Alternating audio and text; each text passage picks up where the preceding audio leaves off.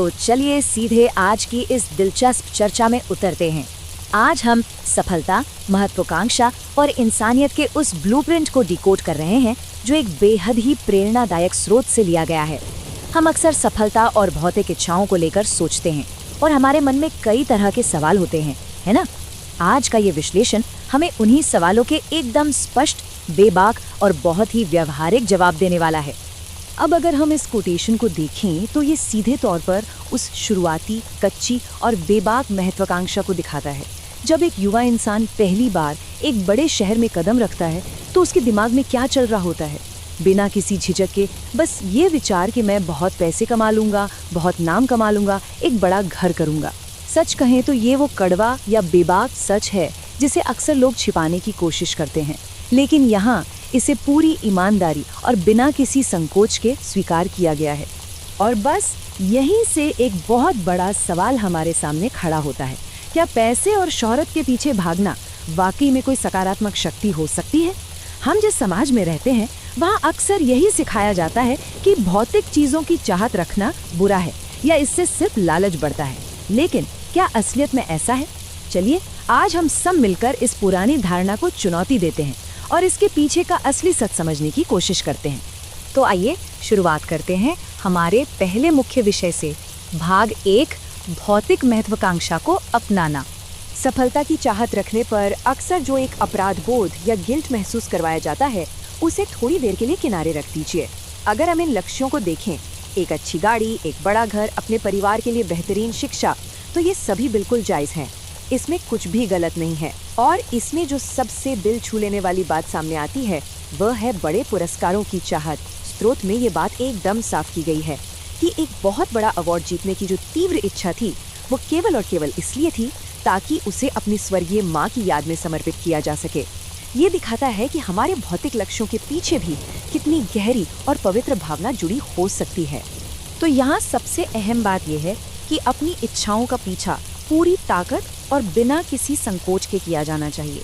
जिस भी चीज़ में हमारा दिल लगता है, जिस भी काम से प्यार है, उसे पाने के लिए अपनी पूरी जी जान लगा देनी चाहिए। हमें ये सोचना बिल्कुल बंद कर देना चाहिए कि कुछ बेहतरीन चाहना या अपने बड़े सपनों के पीछे भागना किसी भी नज़रिए से गलत है। बिल्कुल नहीं। चलिए आगे बढ़ते हैं और देखते हैं कि ये सब कैसे एक साथ जुड़ता है। भाग 2, व्यावहारिकता और सही इनाम। और ये स्लाइड बहुत ही शानदार तरीके से इस बात को समझाती है। यहाँ आदर्शवाद और व्यावहारिकता के बीच का असली अंतर एकदम साफ हो जाता है। बाईं ओर देखिए, बिना किसी इनाम की उम्मीद के लगातार काम करते रहना सुनने में बहुत महान लगता है ना? लेकिन दाईं ओर वो एकदम व्यावहारिक और ज़मीनी सच है जिस पर जोर दिया गया है। अगर कोई आधे घंटे भी काम करता है या फिर फिल्मों में एक्टिंग जैसा काम करता है तो उसे उसका सही और उचित फल मिलना ही चाहिए। मेहनत का एक ठोस नतीजा और उसका सही मूल्य मिलना सफलता के लिए बहुत ही ज़्यादा ज़रूरी है। अब इस तरह की सफलता के इंजन को हमेशा चालू रखने के लिए एक विशेष दैनिक मानसिकता की आवश्यकता होती है। यहाँ कुछ बहुत ही बुनियादी लेकिन शक्तिशाली नियम हैं। पहला, जो भी काम करें उसे खुशी से करें। दूसरा, ये मानकर चलें कि जिंदगी हमेशा एक जैसी नहीं रहती।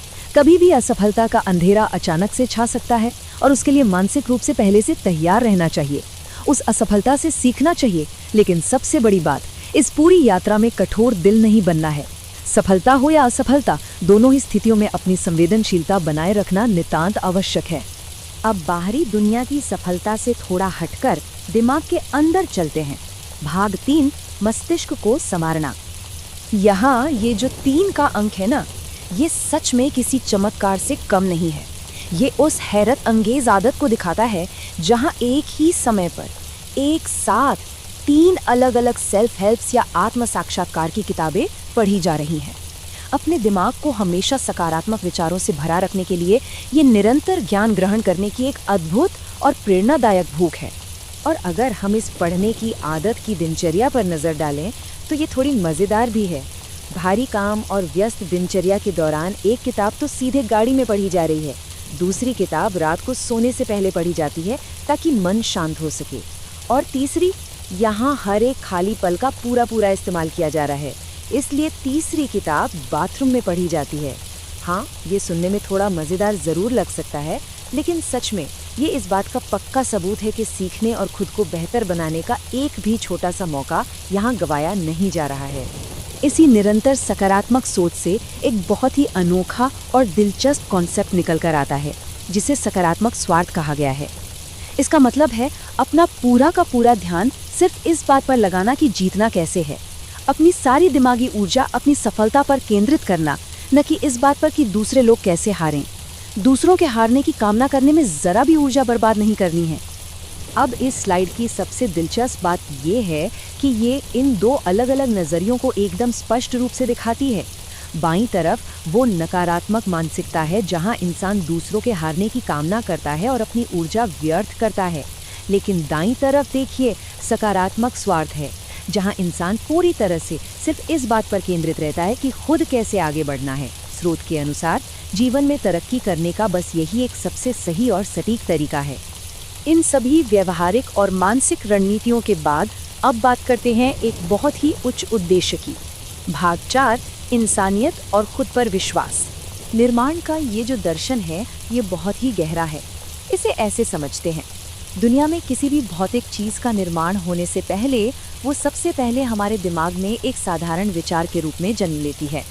पहले मन में एक सोच बनती है और फिर वही सोच इस असली दुनिया में एक भौतिक आकार ले लेती है। ये बिल्कुल ऐसा ही है।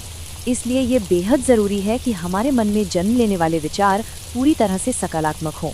और ठीक यहीं पे महत्वाकांक्षा के साथ एक अंतिम और सबसे महत्वपूर्ण शर्त जुड़ जाती है।